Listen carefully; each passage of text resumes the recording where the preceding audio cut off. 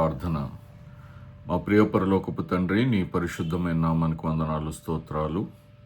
నీ ప్రియ కుమారుడైన యేసుక్రీస్తు శిలువ మరణ పునరుద్ధానం ద్వారా మమ్మల్ని నీతిమంతులుగా చేసి ఉదయం సజీవ లెక్కలోంచి నేను స్తుతించుటకు, ఆరాధించుటకు, నీ స్వరం వినుటకు, ప్రార్థన విజ్ఞాపన చేయడానికి మాకు ఇచ్చిన ఈ భాగ్యాన్ని బట్టి మరొక దినాన్ని ఆయుష్కాలం పొడిగించినందుకు కృతజ్ఞతాస్తుతులు చెల్లిస్తూ ఈ సమయంలో మాతో మీరు మాట్లాడండి. మీ పరిశుద్ధాత్మ అభిషేకం దయచేయండి. తండ్రి, నీకు వందనాలు. పరిశుద్ధాత్మ దేవుడా, తండ్రి మాట్లాడుచుండగా కుమారుడు మా ప్రభు అయిన యేసుక్రీస్తు ప్రత్యక్షతలతో పాటు మమ్మల్ని మేము స్వపరీక్ష చేసుకుంటకు సహాయం దయచేయండి. మా జీవితాలను మార్చుకుని నీకు మహిమార్థంగా జీవించటకు సహాయం దయచేయండి. ఈ దినము నాయన ప్రపంచవ్యాప్తంగా ఉన్న నీ బిడ్డలైన ఇశ్రాయేలు అందరితో కలిసి ఏకీభవిస్తూ నీ లేఖన భాగం ధ్యానం చేస్తుండగా ఆశ్చర్యకరమైన సంగతులు చూచినట్లు మా కన్నులు తెరవమని వేడుకుంటున్నాను. తండ్రి, నీకు వందనాలు. నన్ను నీ కుమారుడైన యేసుక్రీస్తు శిలువ చాటును మరుగు చేసుకుని నన్ను వాడుకోనండి. నాతో కూడా మీరు మాట్లాడమని గూగుల్ మీట్లో చేరిన ప్రతి బిడ్డను మీరు దీవించి ఆశీర్వదించి మహిమ పొందవలసిందిగా మా ప్రభువును మా రక్షకుడైన యేసునామంలో స్తుతించి ప్రార్థిస్తున్నాము తండ్రి, ఆమేన్. ఈరోజు 20వ తారీఖు 8వ నెల, మరి 2026వ సంవత్సరము, ఇస్రాయెల్ దేశంలో 7వ తారీఖు ఏలూల్ మాసము 5867వ రోజు. ఈరోజు ఆయన బిడ్డలైన ఇశ్రాయేల్ అందరితో కలిసి ఏకీభవిస్తూ ధ్యానం చేయవలసినటువంటి లేఖన భాగము ద్వితీయోపదేశ కాండంలో 23వ అధ్యాయము 25వ వచనం చివరి వచనము, అలాగనే 24వ అధ్యాయము 1 నుండి 4 వచనాలు, 23వ అధ్యాయము 25వ వచనము ఒక వచనము, 24వ అధ్యాయం 1 నుండి 4 వచనాలు, అలాగనే మత్తయి సువార్త 24వ అధ్యాయంలో 32 నుండి 36 వచనాలు. మొదటగా ద్వితీయోపదేశ కాండము 23వ అధ్యాయం 25వ వచనం. నీ పొరుగువాని పంట చేనికి వచ్చినప్పుడు నీ చేతితో వెన్నులు త్రుంచుకొనవచ్చును గాని నీ పొరుగువాని పంట చేని మీద కొడవలి వేయకూడదు. ఇప్పుడు 24వ అధ్యాయము 1 నుండి 4 వచనాలు. ఒకడు స్త్రీని పరిగ్రహించి ఆమెను పెండ్లి చేసుకొనిన తర్వాత ఆమె యందు మానభంగ సూచన ఏదో ఒకటి అతనికి కనబడినందున ఆమె మీద అతనికి ఇష్టము తప్పినెడల అతడు ఆమెకు పరిత్యాగ పత్రము రాయించి ఆమె చేతికిచ్చి తన ఇంట నుండి ఆమెను పంపివేయవలను. ఆమె ఇంట నుండి వెళ్ళిన తరువాత ఆమె వేరొక పురుషుని పెండ్లి చేసుకొనవచ్చును. ఆ రెండవ పురుషుడు ఆమెను వల్లక ఆమెకు పరిత్యాగ పత్రము రాయించి ఆమె చేతికిచ్చి తన ఇంట నుండి ఆమెను పంపివేసిన ఎడలనేమి, ఆమెను పెండ్లి చేసుకున్న పిమ్మట ఆ రెండవ పురుషుడు చనిపోయిన ఎడలనేమి, ఆమెను పంపివేసిన ఆమె మొదటి పెనిమిటి ఆమెను పెండ్లి చేసుకున్నటకై ఆమెను మరలా పరిగ్రహింపకూడదు. ఏలైనగా ఆమె తన్ను అపవిత్రపరుచుకొనేను. అది యెహోవా సన్నిధిని హేయము గనుక నీ దేవుడైన యెహోవా నీకు స్వాస్థ్యముగా ఇచ్చుచున్న దేశమునకు పాపము కలకుండునట్లు మీరు అలాగూ చేయకూడదు. ఇప్పుడు మత్తయి సువార్త 24వ అధ్యాయము 32 నుండి 36 వచనాలు. మత్తయి సువార్త 24వ అధ్యాయము 32 నుండి 36.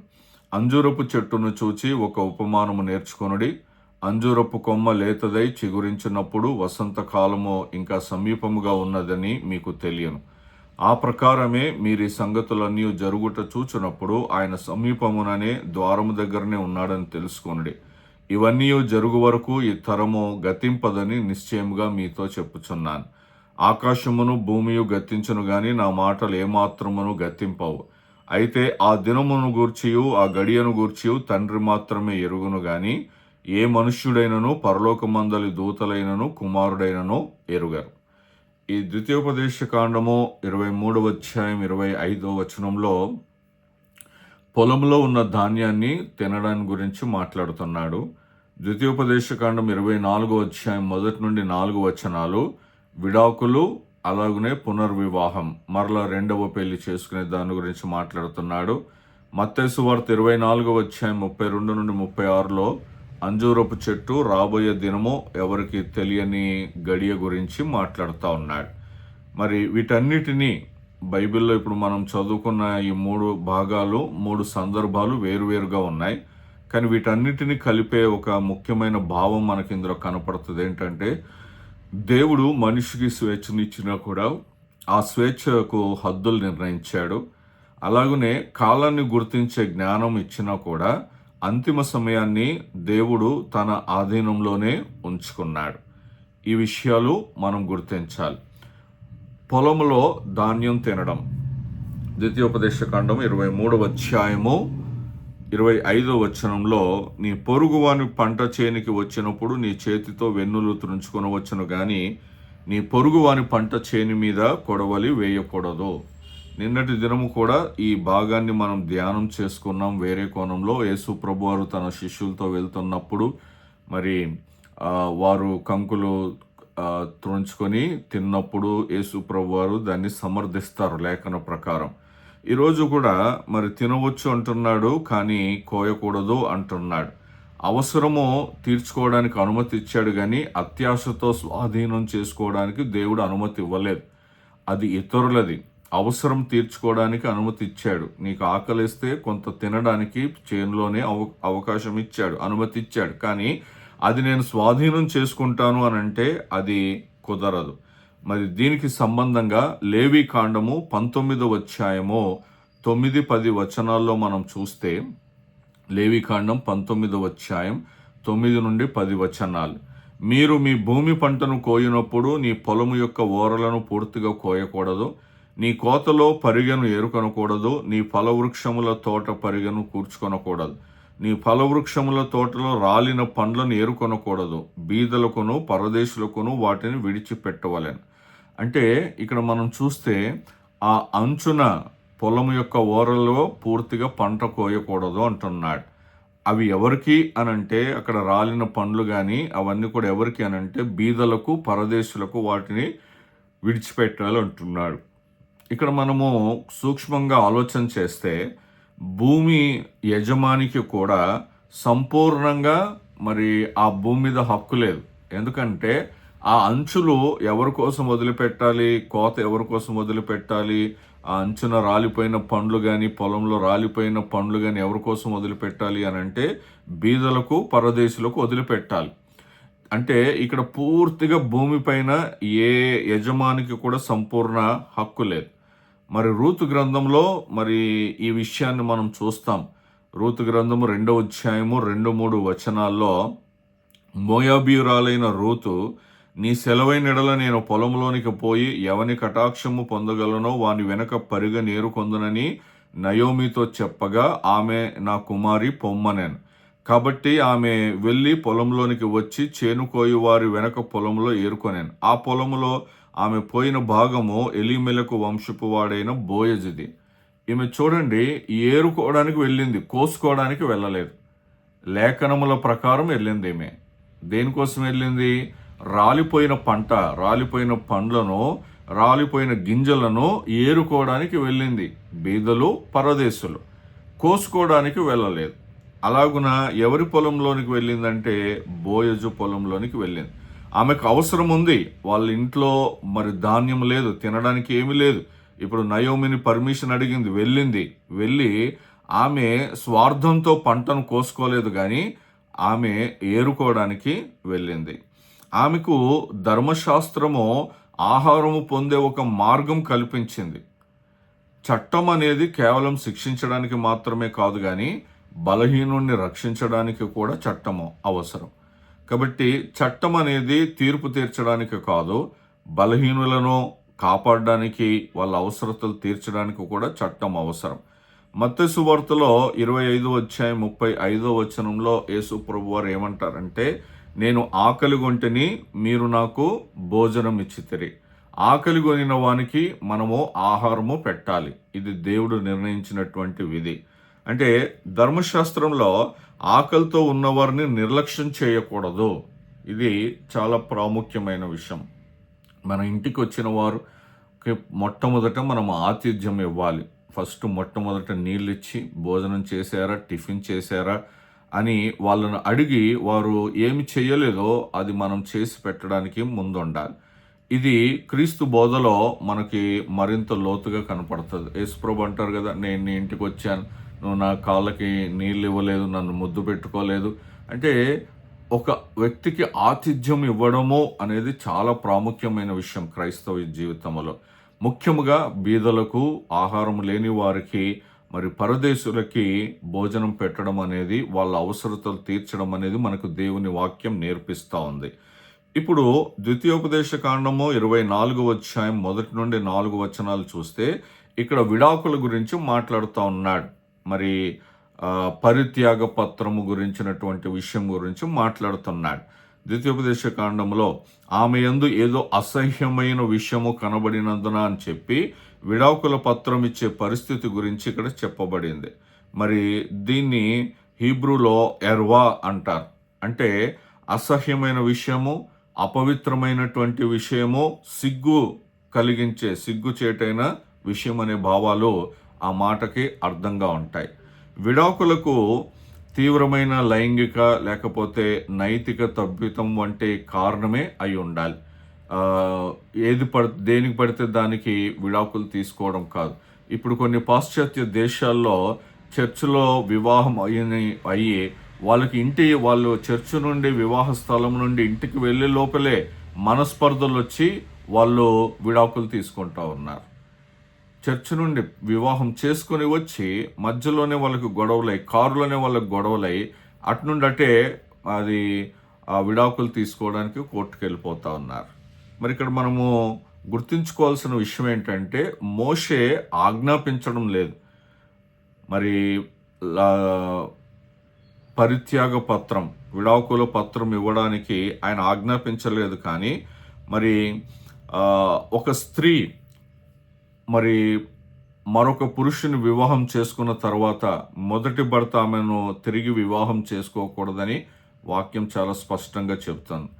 విడాకులు మరి పూర్తిగా అధికారికంగా స్థాపించే చట్టం కాకుండా అక్కడ ఉన్న పరిస్థితులను బట్టి ఆ పరిస్థితికి ఉన్నటువంటి పరిమితులు విధించే విధంగా పరిత్యాగ పత్రం. ఎగ్జాంపుల్ మీకు ఎలా చెప్పాలి అని అంటే, ఇప్పుడున్న ప్రస్తుత కాలంలో చూడండి, విడాకులు పొందుకొని మరి ప్రత్యేకంగా జీవించడం కంటే భర్త భార్యను చంపేస్తున్నారు, భార్య భర్తల్ని చంపేస్తూ ఉన్నారు. చాలా సులువుగా చంపేస్తూ ఉన్నారు. పకడ్బందీగా ప్రణాళికలు చేసి చంపేస్తూ ఉన్నారు. అక్రమ సంబంధాలు పెట్టుకొని చంపేస్తూ ఉన్నారు. ఇక్కడ ఆ పరిస్థితులను బట్టి మోషే పరిత్యాగ పత్రం ఇవ్వమన్నాడు. లేకపోతే అత్యధికమైన పాపంలోనికి, హత్య అనేది చాలా భయంకరమైనటువంటి పాపం. ఎందుకంటే దేవుడు నరుణ్ణి తన స్వరూపమందు తన పోలికలో చేశాడు. అలాంటి నరుణ్ణి చంపడము అనేది భయంకరమైనటువంటి పాపం. ఆ పరిస్థితి యొక్క పరిణామము బట్టి మోషే అధికారికంగా ఆజ్ఞ ఇవ్వట్లేదు, కానీ ఆ పరిస్థితుల్లో పరిత్యాగ పత్రం ఇచ్చి దూరం అవ్వండి అన్నట్టుగా మనకు చెబుతా ఉన్నాడు. మరి యేసు ప్రభు వారిని పరిసయ్యులు ఈ విషయంలో ప్రశ్నిస్తారు. మత్తయి సువార్త 19వ అధ్యాయంలో 3వ వచనంలో పరిసయ్యులు ఆయనను శోధింపవలనని ఆయన యొద్దకు వచ్చి, ఏ హేతువు చేతనైనను పురుషుడు తన భార్యను విడనాడుట న్యాయమా అని అడుగుతారు. అప్పుడు ఇక్కడ ఒక ప్రశ్న మనకు కనబడుతుంది. అందులో ఏ హేతువు చేతనైననో అంటే ఏ కారణం చేతనైనను పురుషుడు తన భార్యను విడనాడుట న్యాయమా అని అడిగితే యేసు ప్రభు వారు సమాధానం ఇస్తారు. 4, 5, 6 వచనాలు మనం చూస్తే, ఆయన సృజించిన వాడు ఆది నుండి వారిని పురుషునిగాను స్త్రీనిగాను సృజించననియు, ఇందు నిమిత్తము పురుషుడు తల్లిదండ్రులను విడిచి తన భార్యను హత్తుకొనును, వారిద్దరు ఏక శరీరముగా ఉందరను అని చెప్పెననియు మీరు చదవలేదా? కాబట్టి మీరికను ఇద్దరు కాక ఏక శరీరముగా ఉన్నారు గనక దేవుడు జతపరిచిన వారిని మనుష్యుడు వేరుపరచకూడదని చెప్పాను. దేవుడు జతపరిచిన వారిని మనుషులు విడదీయకూడదు, వేరుపరచకూడదు. స్పష్టంగా దేవుడు చెప్తున్నాడు, యేసు ప్రభు వారు చెప్తున్నాడు. మరి ఇక్కడ ద్వితీయోపదేశ కాండంలో 24వ అధ్యాయానికి యేసు ప్రభు వెళ్ళలేదు, కానీ ఆయన ఎక్కడికి వెళ్ళాడు? ఆది నుండి అని అన్నాడు కదా 4వ వచనంలో. ఆది నుండి అని అంటే ఇక్కడ మనం చూస్తే ఆది కాండము 1వ అధ్యాయము 27వ వచనము, అలాగే ఆది కాండము 2వ అధ్యాయము 24వ వచనాన్ని యేసు ప్రభువారు చూపిస్తూ అక్కడికి చెప్పాడు, ఆది నుండి సృష్టించిన వాడు వాడిని పురుషునిగాను స్త్రీగాను సృష్టించాను. ఇక్కడ యేసు విడాకులు ఎప్పుడు అనుమతించబడ్డాయి నుండి వివాహము మొదట దేవుడు ఎందుకు ఏర్పాటు చేశాడు అనే స్థాయికి తీసుకెళ్ళాడు. వీళ్ళు పరిచయలు అడుగుతున్నారు, మరి ఏం చెయ్యాలి, ఏ హేతువు చేతనైనను ఏ కారణం చేతనైనను పురుషుడు తన భార్యకు స్త్రీకి విడాకులు ఇవ్వవచ్చా అని అంటే యేసుప్రభు వారు ఎక్కడికి తీసుకెళ్ళాడు అని అంటే ఆది కాండంలోనికి దేవుడు తీసుకెళ్ళిపోయాడు.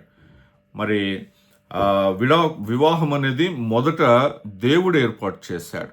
వాళ్ళిద్దరూ ఏక శరీరమై ఉంటారు అని చెప్తున్నాడు. మరి విడాకులు మోషే ఎందుకు అనుమతించాడు అని అంటే ఆయన 8వ వచనంలో యేసుప్రభు చెప్తాడు, మత్తయి సువార్త 19:8 మీ హృదయ కాఠిన్యమును బట్టి మీ భార్యలను విడనాడ మోషే సెలవిచ్చెను గాని ఆది నుండి అలాగూ జరగలేదు అని అంటున్నాడు. విడాకులకు కారణం ఏంటంటే దేవుడి ఆజ్ఞ కాదది, హృదయ కాఠిన్యము. ఇంతకుముందు చెప్పాను కదా, హృదయము కఠినము చేసుకొని వేరైపోతున్నారు. దేవుడు ఏర్పాటు చేసిన వ్యవస్థ నుండి వాళ్ళు వేరైపోతా ఉన్నారు. దేవుని చిత్తం ఏమిటి అని అంటే వివాహములో నిబద్ధత కలిగి ఉండాలి. మోషే ఏంటంటే మానవ హృదయ కాఠిన్యంతో ఏర్పడిన పరిస్థితిని నియంత్రించడానికి పరిత్యాగ పత్రము ఇవ్వమన్నాడు. ఇక్కడ అనుమతి ఇచ్చాడు కానీ అది దేవుని చిత్తం కాదు. పరిత్యాగ పత్రం ఇవ్వడానికి అనుమతి ఇచ్చాడు కానీ అది దేవుని చిత్తము కానే కాదు. మరి ఇక్కడ ద్వితీయోపదేశకాండము 24:4 కొన్ని హెచ్చరికలు ఉన్నాయి. ఏంటంటే మొదటి భర్త ఆమెను విడిచిపెట్టేశాడు, ఆమె వేరొకరిని వివాహం చేసుకుంది. తర్వాత రెండవ భర్త కూడా ఆమెను విడిచాడు లేదా మరణించాడు అనుకుంటే అప్పుడు మొదటి భర్త వచ్చి ఆమెను మళ్ళీ తీసుకోకూడదు, అది యెహోవా సన్నిధిని హేయము అని అంటున్నాడు. మరి వివాహాన్ని ఇది ఇచ్చి పుచ్చుకునే వ్యవహారం లాంటిది కాదు. ఇది సాధారణంగా మరి తల్లిదండ్రులు అమ్మాయిని అబ్బాయిలకు అప్పగిస్తారు, లేకపోతే ఈ అబ్బాయి వాళ్ళు ఏదో కొంత ఇస్తారు. ఇలాంటి ఇచ్చిపుచ్చుకునే వ్యవహారం ట్రాన్సాక్షన్స్తో కూడుకున్నదో కాంట్రాక్ట్ బేసిస్తో కాదు వివాహ వ్యవస్థ అనేది. మరి వ్యభిచారానికి మార్గము కల్పించకుండా చేయడము, వ్యభిచారానికి మార్గము కల్పించకుండా, ఇంతకుముందు చెప్పినట్టు హత్యలకు మార్గము కల్పించకుండా, పరిశుద్ధత అనేది చాలా ప్రాముఖ్యమైన విషయం. ఇది యెహోవా సన్నిధిని హేయము అని అంటున్నాడు. అక్కడికి ఆ పురుషుడి దగ్గరికి ఈ పురుషుడి దగ్గరికి, తర్వాత చనిపోతే ఇంకొక పురుషుడి దగ్గరికి ఇలాగున చేయకూడదని దేవుడు హెచ్చరిస్తున్నాడు. ఎందుకంటే ఆయన పరిశుద్ధుడు. ఇది ఆధ్యాత్మికంగా మనం కూడా ఏం బోధిస్తుంది అని అంటే మనము నిజ దేవుణ్ణి మాత్రమే ఆరాధించాలి, నిజ దేవునికి మనము వధు సంఘముగా ఉండాలి. ఇంకొక వరుడి దగ్గరికి వెళ్ళకూడదు, ఇంకొక వరుణ్ణి ఆశించకూడదు. ఇది మనకు ఆధ్యాత్మికంగా బోధిస్తుంది. ఇప్పుడు మత్తయి సువార్తకు వద్దాం. మత్తయి సువార్త 24:32 అంజూరపు చెట్టు గురించి మాట్లాడుతూ ఉన్నాడు. 32 అంజూరపు చెట్టును చూచి ఒక ఉపమానము నేర్చుకొనుడి. అంజూరపు కొమ్మ లేతదై చిగురించినప్పుడు వసంతకాలము ఇంకా సమీపముగా ఉన్నదని మీకు తెలియను అని అంటున్నాడు. ఇది మరి యూదులకు సహజమైనటువంటి ఉదాహరణ. ఆ ప్రాంతాల్లో అంజూరపు చెట్లు విరివిగా పెరుగుతాయి. మరి దాని గురించినటువంటి విషయాలు ఇశ్రాయేలుకు అందరికీ బాగా తెలుసు.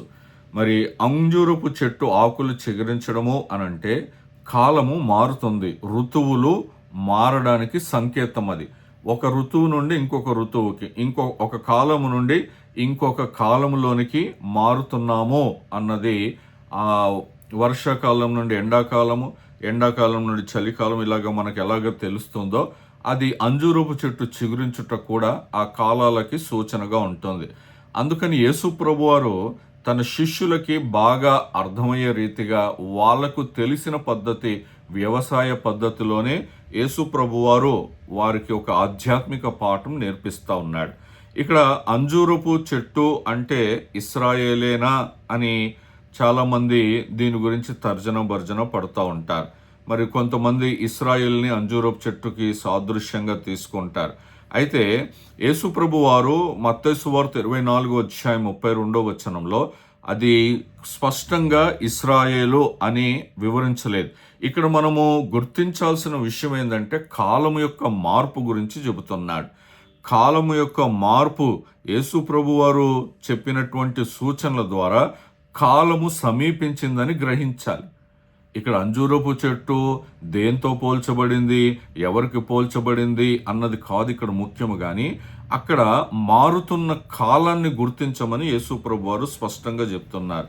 33 చూస్తే మత్తయి సువార్త 24:33 ఆ ప్రకారమే మీరీ సంగతులన్నీ జరుగుట చూచున్నప్పుడు ఆయన సమీపముననే ద్వారము దగ్గరనే ఉన్నాడని తెలుసుకొనడి అని అంటున్నాడు.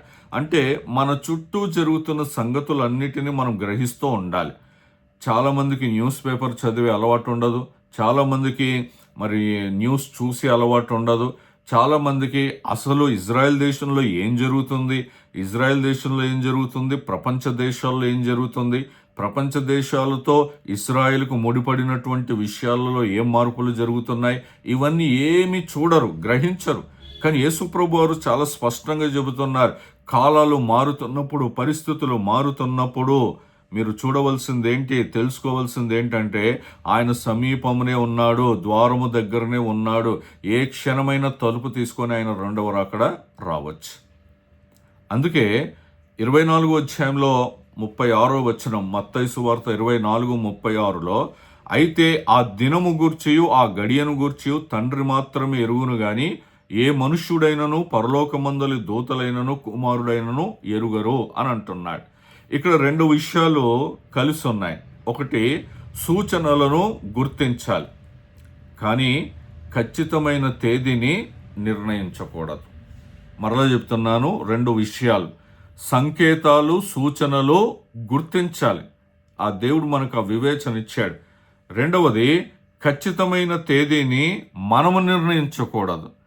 కాలాన్ని గుర్తించాలి కానీ తేదీని నిర్ణయించకూడదు. ఇదిగో 2039 జనవరి 1 యేసు ప్రభు వస్తాడు అని మనం నిర్ణయించడానికి లేదు. మనము పరిస్థితులను గమనిస్తూ, ప్రపంచంలో మన చుట్టూ పరిస్థితులను గమనిస్తూ యేసు ప్రభు రాకడ సమీపంగా ఉంది, సమీపంగానే ఉన్నాడు, ద్వారం దగ్గరే ఉన్నాడు అన్న సంగతిని మనం గుర్తించాలి. అంతవరకే మన బాధ్యత. కానీ ఇదిగో ఆ రోజు వస్తాడు, ఈ రోజు వస్తాడు అని చెప్పడానికి వీలు లేదు. ద్వితీయోపదేశ కాండము 23:25 ఈ సంబంధము మనకి ఈ ఒక సంబంధం కలిగి ఉంటుంది. ఏంటంటే ద్వితీయోపదేశ కాండం 23:25 నీకు అవసరమైనంత తీసుకో కానీ కొడవలు పెట్టి స్వాధీనము చేసుకోకూడదు. ద్వితీయోపదేశ కాండం 24:1-4 చూస్తే మానవునికి స్వేచ్ఛ ఉంది కానీ ఆ స్వేచ్ఛకు దేవుడు హద్దులు పెట్టాడు వివాహ వ్యవస్థలో. ఇప్పుడు మత్తయి సువార్త 24 వస్తే సంకేతాలు, సూచనలు గమనించాలి కానీ దేవుని అధికారము, దేవుని సార్వభౌమాధికారము దాటి సమయాన్ని మనం నిర్ణయించకూడదు. ఈ మూడు భాగాల మధ్య ఒక గొప్ప సూత్రం ఏంటి అని అంటే, మనిషికి బాధ్యత ఉంది కానీ దేవునికి సార్వభౌమాధికారం ఉంది. అదే అంతిమం. దేవుని నిర్ణయమే అంతిమము, దేవుని చిత్తమే అంతిమము, దేవుడు నిర్ణయించిన కాలమే అంతిమం. మనము అందులో తలదూర్చడానికి లేదు. మన మానవ జ్ఞానము ఏమాత్రము కూడా సరిపోదు. యేసు ప్రభు వారు మరి మనకి దేవుడు తెస్సలోనికి రాసినటువంటి మొదటి పత్రిక 5:1-6 గనక మనం చూసుకుంటే, తెస్సలోనికి రాసినటువంటి మొదటి పత్రిక 5:1-6 సహోదరులారా, ఆ కాలములను గూర్చియు ఆ సమయములను గూర్చియు మీకు రాయనక్కరలేదు. రాత్రివేళ దొంగ ఎలాగూ వచ్చునో అలాగే ప్రభు దినము వచ్చునని మీకు బాగుగా తెలియను.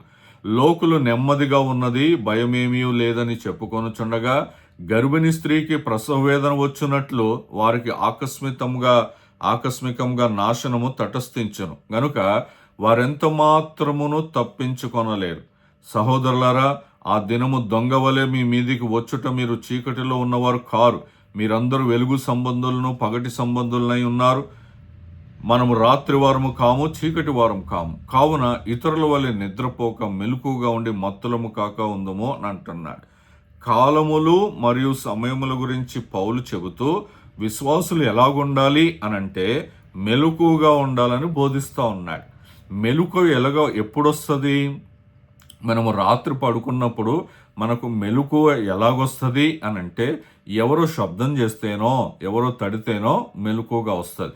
ఈ ప్రపంచంలో బ్రతుకుతున్న మనము మెలకుగా ఉండాలి ఆధ్యాత్మికంగానంటే ఈ ప్రపంచములో ఇస్రాయేలు దేశముతో ముడిపెట్టబడినటువంటి సంగతులన్నీ కూడా, ఇస్రాయేలీయులతో కూడా ముడిపెట్టబడిన సంగతులలో ఏమేమి జరుగుతున్నవి అవి తెలుసుకున్నప్పుడు మనం ఖచ్చితంగా మెలకుగా ఉంటాం. ఇది మనం గుర్తించాలి. అపోస్తుల కార్యం 1:7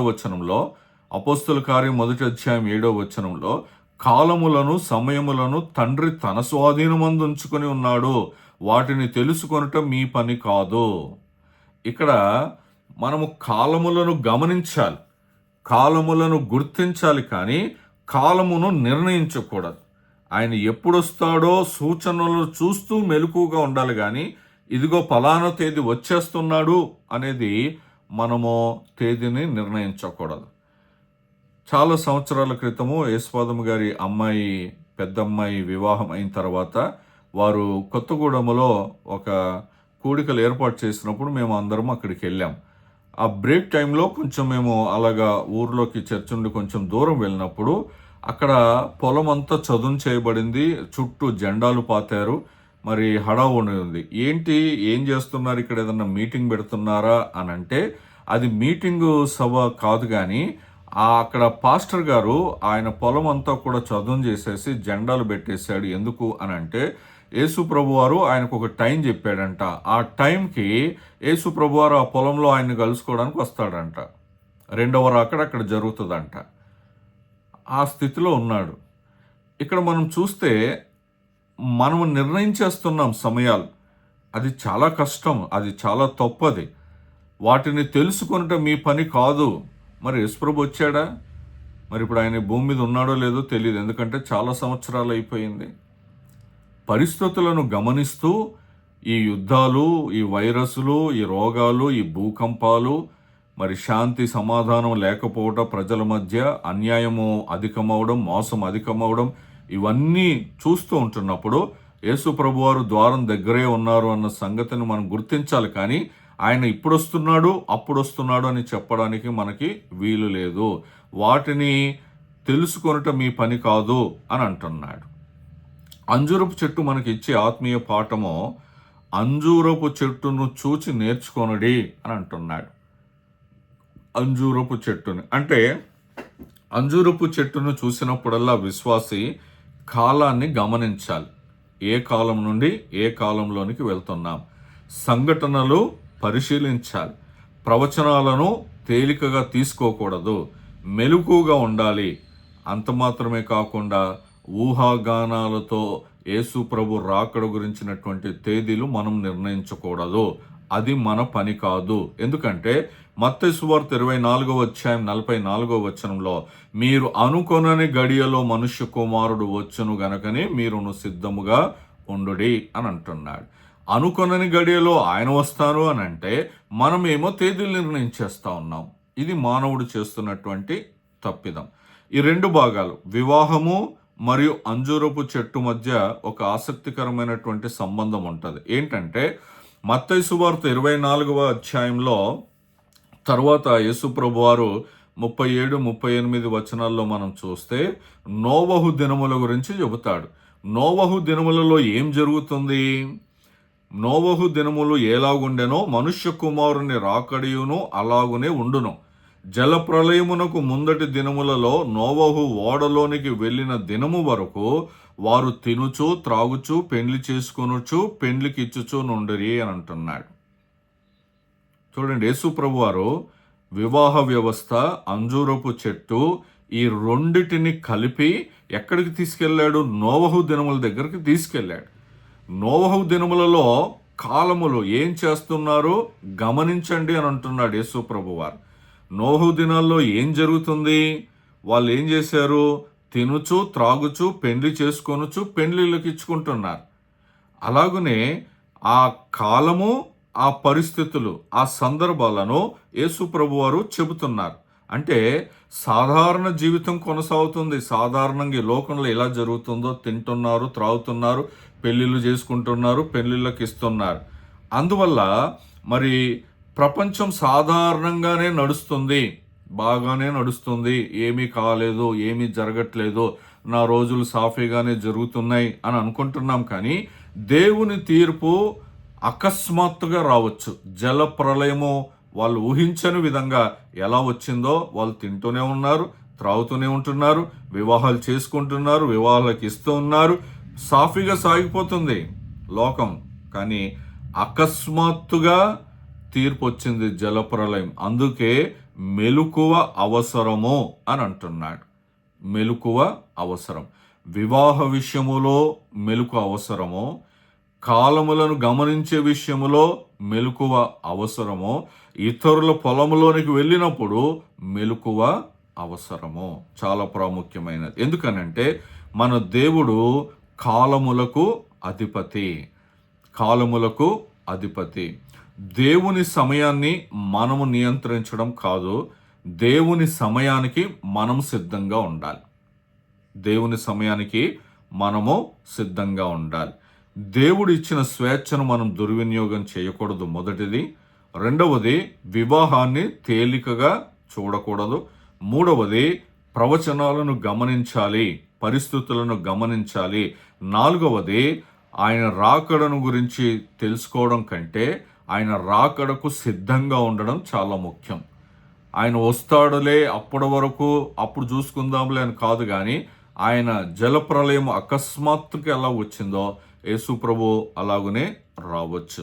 కాబట్టి ద్వితీయోపదేశ కాండంలో మనిషి యొక్క స్వేచ్ఛకు దేవుని హద్దులను చూపిస్తూ ఉంటే, మత్తయి సువార్త 24వ అధ్యాయంలో మనిషి యొక్క జ్ఞానానికి దేవుని హద్దును చూపిస్తుంది. ఒక హద్దు ఉంది మనుషుని జ్ఞానానికి కూడా. కాబట్టి మనకు దేవుడు ఇచ్చిన దాన్ని బట్టి బాధ్యతగా ఉండాలి.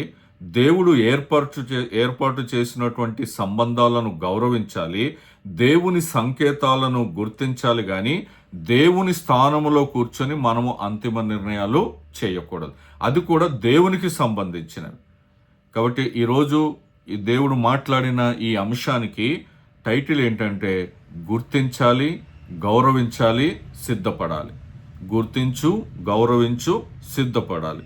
దేవుని నియమాలను గౌరవించాలి, దేవుని కాలాన్ని గుర్తించాలి, దేవుని సమయం కొరకు మనము సిద్ధముగా ఉండాలి. యేసు ప్రభువారు మనల్ని తనతో పాటు తన వధువు సంఘం కోసము ఈ లోకానికి రావడం గురించి నిరీక్షణ కలిగిన వారముగా ఉండాలి. మనం నిరీక్షణ లేనివారుగా ఉండకూడదు. క్రైస్తవులు విశ్వాసులు అని ఎలాగో పేరో, నిరీక్షణ కలిగిన వారు అని కూడా పేరు. ఎందుకనంటే మన మెయిన్ గోల్ మనం ఈ లోకాన్ని విడిచిపెట్టక ముందు ఒకవేళ ఆయన రాకడ వస్తే దేవునికి స్తోత్రం, లేదా మనము సమాధి చేయబడిన తర్వాత కూడా ఆయన వచ్చి మనల్ని తీసుకొని వెళ్తారు. ఆయన యందు నిద్రించిన వారు మొదట లేతరు. మనం ఈ నిరీక్షణ కలిగి ఉన్నాం. కాబట్టి దేవుడు ఇచ్చినటువంటి నియమాలు వివాహ వ్యవస్థలో కావచ్చు, లేకపోతే ఇతరులకు సంబంధించిన పొలాల విషయమే కావచ్చు, వస్తువుల విషయంలో కావచ్చు, ధనం విషయంలో, ఏదైనా సరే దేవుడు నియమించిన వాటిని గౌరవించాలి, దేవుని కాలాలను గుర్తించాలి, దేవుని సమయం కొరకు మనము సిద్ధంగా ఉండాలి. ఆ కృప దేవుడు మనకు దయచేయునుగాక. ఆమేన్.